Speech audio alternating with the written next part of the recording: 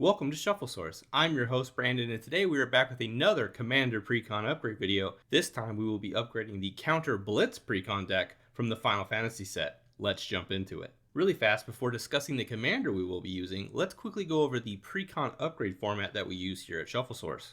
The first item to note is that we will either use the primary or the backup commander. Next, we have a cap of around $100 or less that we use when choosing the upgrades. We will be adding 10 cards and removing 10 cards. Additionally, we have a few more upgrades that we call no budget options near the end of the video for people who either already have these cards or maybe have a little bit more in their budget to do continued upgrades. And lastly, we do use market value pricing provided by TCG Player at the time of recording, which is displayed at the bottom of the screen when we discuss the cards. The commander we will be discussing today is Tidus, Yuna's Guardian. Tidus costs a green, a white, and a blue for a 3/3 legendary human warrior that says at the beginning of combat on your turn, you may move a counter from target creature you control onto a second target creature you control. And then he also has Cheer. Whenever one or more creatures you control with counters on them deal combat damage to a player, you may draw a card and proliferate. Do this only once each turn. So the first major call out here is that his first ability allows us to pass counters from one creature we control to another. Now by default, you might be thinking, oh, that's pretty good with +1/+1 counters. But keep in mind, it can be any kind of counter here, which is what ends up making this ability so good. Now don't get me wrong, moving +1/+1 counters is good too, but you can move some powerful counters with this deck, especially after we add in the upgrades that we have planned for in this video. His Cheer ability is also very good and is what helps us unlock the true potential of his first ability, the ability that passes counters. With Cheer, whenever one or more creatures with counters on them deal combat damage to a player, we get to draw a card and then proliferate. The drawing of the card is definitely nice, but it's that proliferate that really stands out here, because we're going to be able to add one more of each kind of counter we have to any permanents or players that we want. Again, not only +1/+1 counters, any type of counters. So let's say, for example, we have a lifelink counter and then we proliferate. We will now have a creature with 2 lifelink counters on them. Now normally that wouldn't really matter too much because those lifelink counters aren't really going to stack with each other on the same creature. However, at the beginning of combat on our next turn, we can move that lifelink counter to another creature with Tidus' first ability. So now us proliferating that lifelink counter on that first creature wasn't so bad because we can use his first ability to pass it over to another creature that now has lifelink too. So the direction that we want to take this upgrade is to add some cards that either come in with or create useful counters. We're also going to want to add more ways to proliferate those counters we add. And then we're also going to want to add some additional card draw and other ways to make additional +1/+1 counters, because +1/+1 counters are still important for this deck. So here we have the first of our additions coming in at $4.88. We have Agent's Toolkit. For one colorless, a green and a blue, we have an artifact clue that reads, Agent's Toolkit enters the battlefield with a +1/+1 counter, a flying counter, a death touch counter, and a shield counter on it. Whenever a creature enters the battlefield under your control, you may move a counter from Agent's Toolkit onto that creature. You can also pay 2 and sacrifice Agent's Toolkit to draw a card. So Agent's Toolkit is a card that really helps introduce great keyword counters to the deck. You get +1/+1 counters, flying, death touch, and shield counters. As a reminder of what a shield counter does, if a creature would be dealt damage or destroyed, you remove the shield counter instead. Another aspect I like about this card is that it sort of does more of what we're trying to do with our commander, and that we're already trying to pass out counters to our creatures. The difference is that this will trigger whenever a creature enters the battlefield, so as long as we have a counter still available on Agent's Toolkit to pass from. Additionally, this is a great proliferate target because we're going to have multiple types of counters on this card, and if we can proliferate all of those counters, we can really stack up those counters to where whenever we start adding creatures to the board, we can really have a nice variety of options of keywords to pass to each of those creatures. Now it does have a sacrifice draw ability on it, and you will probably almost never use it for that reason. But if you ever find yourself in a position where you really have to dig for an answer, you can pay the 2 and sacrifice it to draw a card.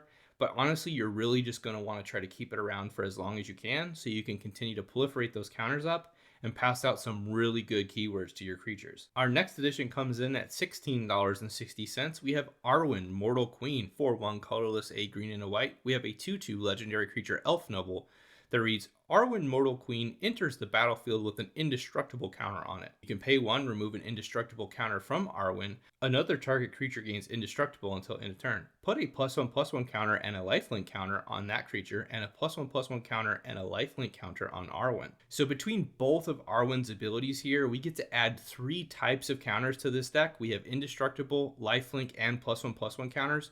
The reason we care about this is, again, because our commander can proliferate those counters and pass those counters to other key creatures that we have on the board. We're going to want to keep at least one of those indestructible counters on her so that we can continue to proliferate them, and then decide to pass any of the proliferated indestructible counters over with our commander to either another creature to give them indestructible, or to remove them with her second ability to then add a lifelink counter and a +1/+1 counter to herself and another creature. Our next edition comes in at $1.58. We have Champion of Lambholt for 1 colorless and 2 green. We have a 1/1 creature human warrior that reads, creatures with power less than Champion of Lambholt's power can't block creatures you control. Whenever another creature enters the battlefield under your control, put a +1/+1 counter on Champion of Lambholt. So Champion of Lambholt has been a staple for many +1/+1 counter decks for a long time, and this deck is no exception. So that first ability is really going to help us by giving us evasion for all of our creatures the more we power her up. That's very important for our deck, not only because we want to get damage through to our opponents, but also so that we can reliably trigger our commander's cheer ability, which triggers when creatures with counters on them deal combat damage to a player. Lambholt's ability really helps clear the way so that we can get through. Her second ability also helps with fueling her first ability by putting a +1/+1 counter on her whenever another creature enters the battlefield under our control. We will be playing creatures pretty often in this deck, so she can rack up those counters pretty quickly. Additionally, we have many other ways to either add, proliferate, or with our commander even pass counters to her so that we can reliably accelerate her growth. One neat call out here is that at the beginning of combat, you can use Tidus' ability to pass a +1/+1 counter onto Champion of Lambholt, which could boost her power right before you declare attackers, which could push her to a threshold with her first ability where now your opponents can't block your creatures at all. This is just an awesome card that synergizes very well with this deck. Our next edition comes in at 28 cents. We have Crystalline Giant for 3 colorless. We have an artifact creature giant that reads, at the beginning of combat on your turn, choose a kind of counter at random that Crystalline Giant doesn't have on it from among Flying, First Strike, Death Touch, Hexproof, Lifelink, Menace, Reach, Trample, Vigilance, and +1/+1. Put a counter of that kind on Crystalline Giant. So this is just a fun card in this deck because it introduces 10 different types of counters to the game. Sure, it's random most of the time, but all of the keywords here have some sort of utility, and being able to proliferate those counters and then pass them to other creatures with our commander's ability can be very good for us. Not to mention, each turn, this creature just will continue to get more and more types of counters and will continue to become a bigger threat. For a deck that really wants to create useful keywords and proliferate and pass those around, this is just a great inclusion to consider. Our next edition comes in at $13.86. We have Danny Pink for 3 colorless and 1 blue. We have a 4/3 legendary creature human soldier advisor that has Mentor. Whenever this creature attacks, put a +1/+1 counter on target attacking creature with lesser power. And then he also has creatures you control have, whenever one or more counters are put on this creature for the first time each turn, draw a card. So the main reason we're using Danny Pink here is because he basically turns our counters into card draw here. His second ability will turn all of our creatures into card draw engines, because whenever a counter is placed on them for the first time each turn, we're going to get to draw a card. That also includes any type of counters, +1/+1 counters, or any of the ability counters that we could be putting on, like Lifelink or Vigilance, for example. This also synergizes pretty well with Tidus' counter passing ability. Tidus can move a counter at the start of combat. That would put a counter on a second creature, and if it hasn't had a counter put on it yet this turn, you're going to get to draw a card from it. This combo of Danny Pink and your commander will at least guarantee you 1 extra card draw per turn as the minimum. Lastly, let's really not discount the Mentor ability that he has on him. This is yet another way to add +1/+1 counters to our smaller creatures, which we can then later proliferate with either our commander or other supporting cards. Our next edition comes in at $3.86. We have Dreamtide Whale for 2 colorless and 1 blue. We have a 7/5 creature whale that has Vanishing 2. This creature enters the battlefield with 2 time counters on it. At the beginning of your upkeep, remove a time counter from it. When the last is removed, sacrifice it. Whenever a player casts their second spell each turn, proliferate. So first, let's start off by calling out the fact that this is a 7/5 body for 3 mana, which is an amazing rate. However, the real reason we're running this is because of its proliferate ability. The deck has counters of all kinds coming at it everywhere, so proliferating is very important for our game plan. Dreamtide Whale turns a very common game action, casting a second spell, into repeatable proliferate triggers even outside of our turn. And that's because this happens whenever any player casts their second spell each turn, not only us. Meaning our opponents, just by the nature of playing the game, can really help us buff up our board, or at the very least, might help them be a little bit more reserved and cast less spells because they're worried about us proliferating. Now, the vanishing on it is a downside, however, considering the amount of ways we can proliferate this deck, even from its own proliferate ability, you will almost never have to worry about it running out of vanishing counters. Our next edition comes in at $10.27. We have Innkeeper's Talent for 1 colorless and 1 green. We have an enchantment class that reads, gain the next level as a sorcery to add its ability. The first level says at the beginning of combat on your turn, put a +1/+1 counter on target creature you control. For 1 green, you can go to level 2. Permanents you control with counters on them have ward 1.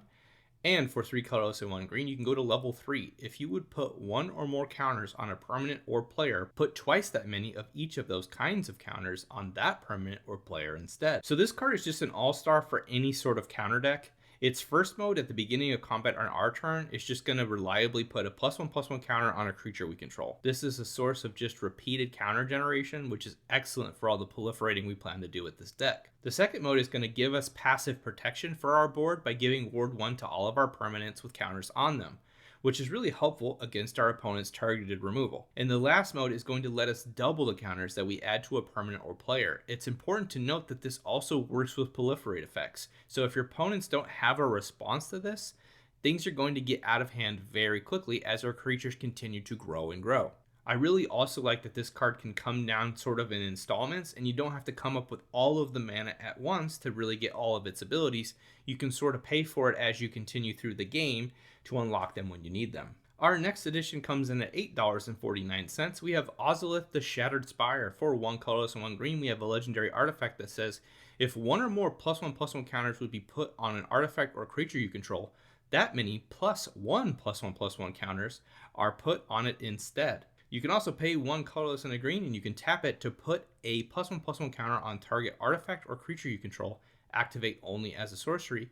It also has cycling for 2, where you can pay to discard this card and draw a card. So we do have a lot of +1/+1 counters in this deck, and being able to add an additional +1/+1 counter from this is a huge buff for all of our creatures, especially considering how much proliferating we can be doing with this deck. Additionally, the activated ability on it gives a repeatable way for us to manually add a +1/+1 counter to any creature or artifact we control, which in turn will cause it to trigger its first ability and give us an additional +1/+1 counter. Also, with its last ability, you would probably never really want to, but if you really did need that extra card, you can cycle it to draw a card. This is just a great card. It's cheap, it comes down early, and the earlier it's out there, the more impact it will make over the course of the game. Here's our next edition coming in at $10.35. We have Polywog Prodigy. For 1 colorless and 1 blue, we have a 1/3 creature frog wizard that has evolved. Whenever a creature you control enters, if that creature has greater power or toughness than this creature, put a +1/+1 counter on this creature. It then also has, whenever an opponent casts a non-creature spell with mana value less than Polywog Prodigy's power, draw a card. So I really like this card. It comes down early, and it's very easy to get a +1/+1 counter on it.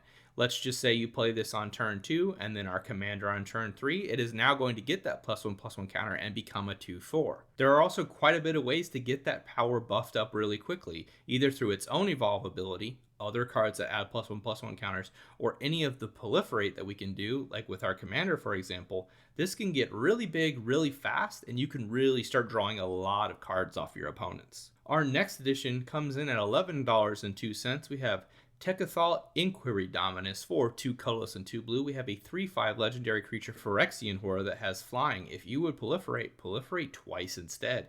You can also pay 1 in a blue Phyrexian and a blue Phyrexian, remove 3 counters from among other artifacts. Remove 3 counters from among other artifacts, creatures, and planeswalkers you control.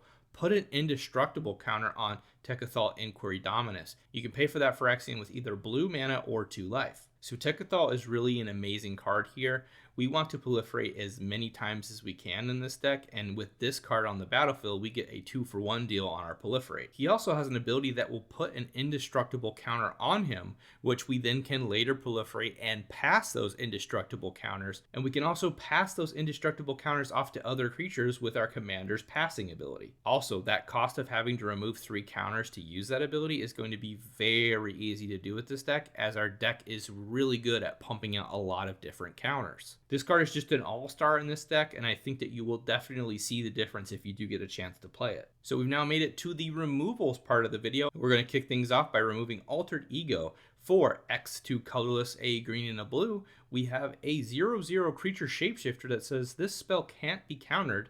You may have this creature enter as a copy of any creature on the battlefield except it enters with X additional +1/+1 counters on it. So my primary issue with this card is that it's really just 2 mana intensive for what it gives you. You have to invest 4 mana to make a copy of something plus X for the amount of counters that you want to add to it. And sure, while the fact that this spell can't be countered is nice because of the amount of mana that you have to put into it, the creature you're copying still doesn't have haste, protection, or really any other synergy with our core game plan unless you happen to copy one of your own creatures. So this card's really just a pass for me. I would honestly rather take any of the other 10 editions over this card. Our next removal we have is Gata and Luzu. For 2 colorless and 1 white, we have a 1/1 legendary creature human soldier that has flash. When Gata and Luzu enters, choose target creature you control. If damage would be dealt to that creature this turn, prevent that damage and put that many +1/+1 counters on it. So the way you really want to think about this spell is it's sort of a flash speed protection spell that really only works in combat or in response to a creature taking damage from another source. It only will prevent the damage just the once, and while it will convert that damage into +1/+1 counters, it's conditional on something getting hit, meaning there are times where you might have to just leave 3 mana up in hopes of a good target swinging or dealing damage to your creatures. I would rather just spend 3 mana on something that I know is going to give me value and that I'm not having to wait for my opponents to either attack me first or use a spell like Lightning Bolt, for example, on a creature that I have. So here we have our next removal, Generous Patron. For 2 colorless and 1 green, we have a 1/4 creature elf advisor that says, when this creature enters, support 2. Put a +1/+1 counter on each of up to 2 other target creatures. Whenever you put 1 or more counters on a creature you don't control, draw a card. So this is a 3 mana creature that rewards you for putting counters on your opponent's creatures by letting you draw some cards. This would be a much better fit in what we would consider a group hug style deck, which is not what the strategy of this deck is. We really want to be putting counters on our own creatures and getting them very big. We don't really want to be giving anything to our opponents. So between this helping our opponents and the fact that we did add other ways to get additional card draw from our additions, this was a pretty simple cut. So up next we have Path of Discovery. For 3 colorless and 1 green, we have an enchantment that reads, whenever a creature you control enters, it explores. Reveal the top card of your library, put that card into your hand if it's a land, otherwise put a +1/+1 counter on the creature, then put the card back or put it into your graveyard. So while this card does have the potential to put some +1/+1 counters on your creatures when they enter the battlefield, the fact is I found this card to end up being pretty underwhelming. The first issue is that it's too slow for the amount of value it provides. You have to invest 4 mana and then it doesn't even do anything when it enters the battlefield originally. Additionally, while this does have the ability to put counters on our creatures, it does not guarantee it, as if you hit a land, you have to put that into your hand instead of putting the counters on the creature. Now, the Explore ability gives us some light card filtering, but it's not better than just running actual card draw that is available for us in our colors. Here we have our next removal, Pull from Tomorrow. For X and 2 blue, we have an instant that reads, draw X cards, then discard a card. So unless you're in a deck that is really big on card draw or discard synergies, which we really aren't, this card at best is just an expensive one-time card draw spell. So here's the way I really think about this card. If you're ahead in the game, you sort of don't need this card because you would rather invest that mana in more board presence. And if you're behind, it's just sort of expensive to cast and would really just leave you open. And while drawing cards is great, the card really doesn't help change the state of the game.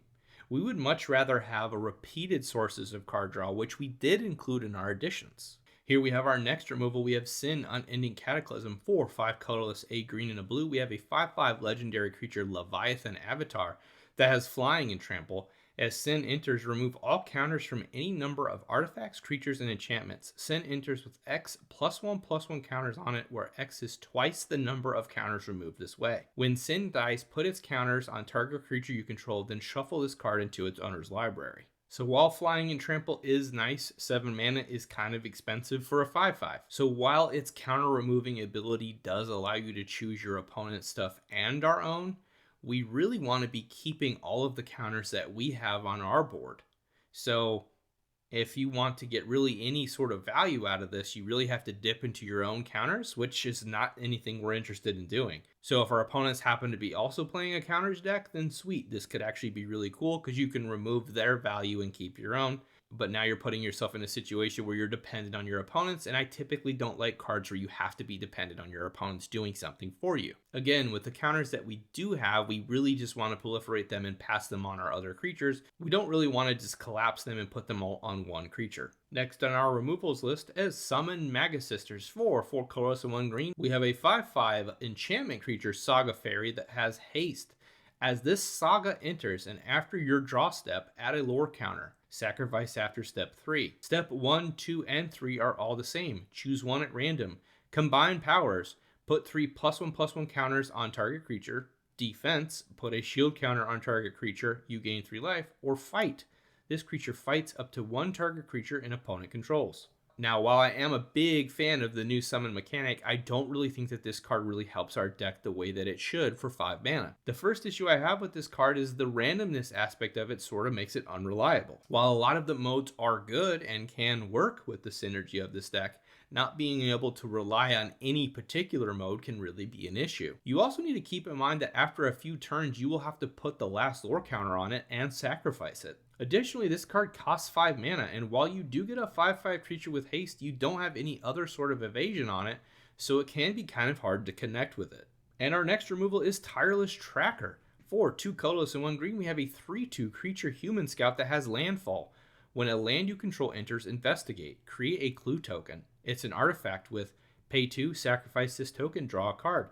Whenever you sacrifice a clue, put a +1/+1 counter on this creature. So to be clear, I actually do like this card, it's just better suited in other decks. So the issue I have with Tireless Tracker in this deck is that it only puts the +1/+1 counters on itself, and that's only if you sacrifice a clue, which will cost you 2 mana to do that. Honestly, it would even be slightly better if we could put the counter on any creature we control, but it just doesn't do that. Now, while our commander can move counters, you would much rather be playing cards that spread counters across our board or generate multiple counter types that can then later be proliferated or moved strategically. Additionally, you only get the clues off of landfall triggers, and while we can ramp, we are definitely not a landfall or clue synergy deck. So for those reasons, you're really not getting the maximum effect you can from this card.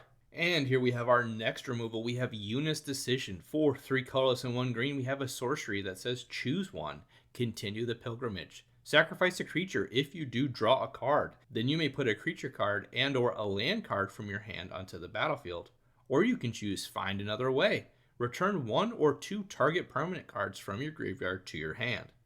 So for Continue the Pilgrimage, you need to have a creature that you're willing to lose, and then you also need to draw into or already have a better creature card or land in your hand that you're willing to put down while investing 4 mana.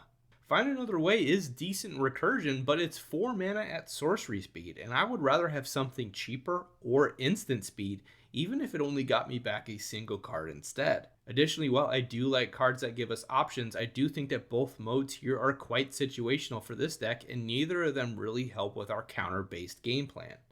And here we have the last of our removals. We have Yuna's Whistle. For 1 colorless and 2 green, we have an instant that reads, reveal cards from the top of your library until you reveal a creature card. Put that card into your hand and the rest on the bottom of your library in a random order. When you reveal a creature card this way, put X +1/+1 counters on target creature you control, where X is the mana value of that card. So I'll just flat out say it, I'm not really a big fan of this card. You're paying 3 mana for a spell that might give you anywhere from 2 to 5 +1/+1 counters, or maybe you just get 1 counter because you hit a cheap creature. You also don't get to choose which creature you draw, it's just the first creature that you hit. So what I'm saying is really without any top deck manipulation, this card is just too random to run in my opinion. We have now made it to the no budget options portion of our video, and we're kicking things off for $36.96. We have Bristly Bill Spine Sower. For 1 colorless and 1 green, we have a 2/2 legendary creature plant druid that has landfall. When a land enters the battlefield under your control, put a +1/+1 counter on target creature. You can also spend 3 and 2 green to double the number of +1/+1 counters you have on each creature you control. First off, it comes down early at only 2 mana, which is really great for our curve. And since it comes down early, it can pretty much start generating value immediately whenever we do our land drops. Every land that we drop on the board is going to give us a +1/+1 counter on any creature, not just Bristly Bill. As long as you're hitting your land drops, this is pretty much guaranteed counter production, as it's going to be giving you counters for something you're planning on doing anyway, playing lands. I also really want to call out that second ability. A lot of cases, that second ability is just going to straight up be a win con for us. For 5 mana, we get to double the number of +1/+1 counters that we have on each creature we control. In a deck that's already proliferating and spreading these counters, this can just straight up end the game outright when you swing in for massive amounts of damage. Here we have our next no budget option at $37.49. We have Esper Sentinel. For 1 white, we have a 1/1 artifact creature human soldier that says, whenever an opponent casts their first non-creature spell each turn, draw a card unless that player pays X, where X is Esper Sentinel's power. So Esper Sentinel is really a solid card draw engine that comes down super early at only 1 mana, and it immediately starts applying pressure to your opponents. Every time our opponent casts their first non-creature spell each turn, they either have to let you draw a card or pay mana. So early on, it's do you want to pay the 1? But as this deck continues to pump out more +1/+1 counters, it will really quickly become, do you want to pay 2, 3, 4, or 5 mana? It's cheap, efficient, and scales with our board. You can draw a lot of cards with this, and it's perfect for our deck. So here we have the last of our no budget options coming in at $35.66. We have the Ozolith. For 1 colorless, we have a legendary artifact that reads, whenever a creature you control leaves the battlefield, if it had counters on it, put those counters on the Ozolith. At the beginning of combat on your turn, if the Ozolith has counters on it, you may move all counters from the Ozolith onto target creature. So this card really helps us save our counters and all the work that we did from board wipes or other sorts of removal. Whenever a creature we control dies, exiles, or even gets bounced, the Ozolith stores all of the counters that it had on it. This also works with any kind of counter, so any of the keyword counters that we have available to this deck and our +1/+1 counters will go to it. So this is really important for a counter heavy deck like this, where we will have creatures that we load up with various types of counters, even like ability counters like lifelink or death touch. This is just a way for us to preserve the momentum that we've really built up over the course of the game whenever a board wipe or something hits us, for example. Additionally, at the beginning of combat on our turn, we can move all of those stored counters onto a creature. This can often turn a single creature into a massive threat. And as you can imagine, this is also insane with Proliferate. You can proliferate the counters that are on the Ozolith. That means you can continue to build up a stockpile of counters on it, then move them all to a key creature in 1 turn whenever you're ready. So for a single mana, this just provides you some really good long-term counter protection and just helps us preserve our game plan. And there you have it. After upgrading this deck, we have a final upgrade cost of $81.89. That total does not include the no budget options that we went over. I hope you enjoyed the video. If you did, be sure to like and subscribe for more videos. Let me know in the comments below what you think about the Counter Blitz Precon. What cards did you add to your deck? Which of the 4 Final Fantasy Precons is your favorite? I would like to know. If you want to see the Final Fantasy Precon decks in action, you can click the video link here and watch me and 3 of my friends battle it out to see which of the Precon decks take the victory. Until next time, thank you for watching.